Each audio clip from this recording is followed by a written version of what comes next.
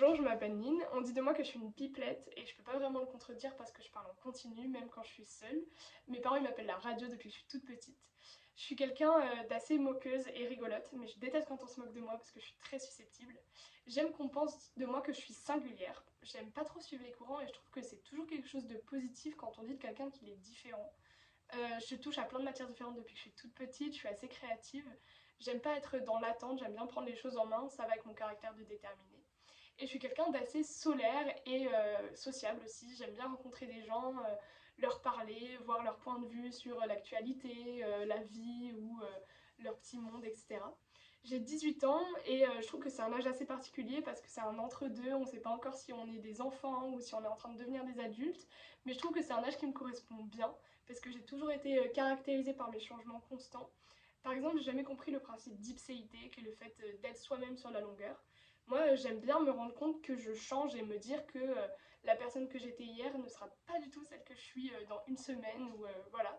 Et donc voilà, je suis assez caractérisée par mon âge qui est celui d'avoir 18 ans. Je vais jouer le tout début du monologue de Suzanne, donc c'est la scène 3 de Juste la fin du monde de Jean-Luc Lagarce. Lorsque tu es parti, je ne me souviens pas de toi. Je ne savais pas que tu partais pour tant de temps, je n'ai pas fait attention. Je ne prenais pas garde et je me suis retrouvée sans rien. Je t'oubliais assez vite, j'étais petite, jeune, ce qu'on dit, j'étais petite.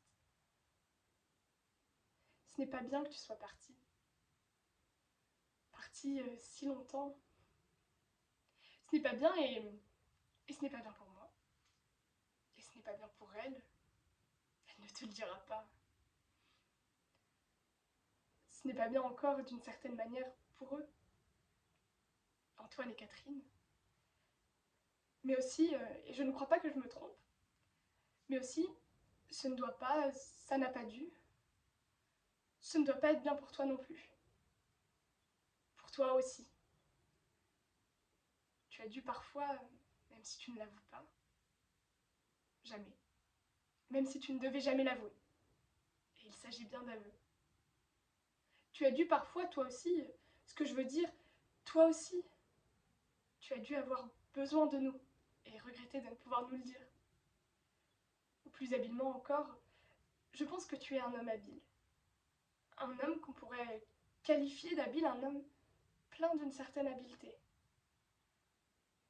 Ou plus habilement encore, tu as dû regretter de ne pouvoir nous faire sentir ce besoin de nous et nous obliger de nous-mêmes à nous inquiéter de toi.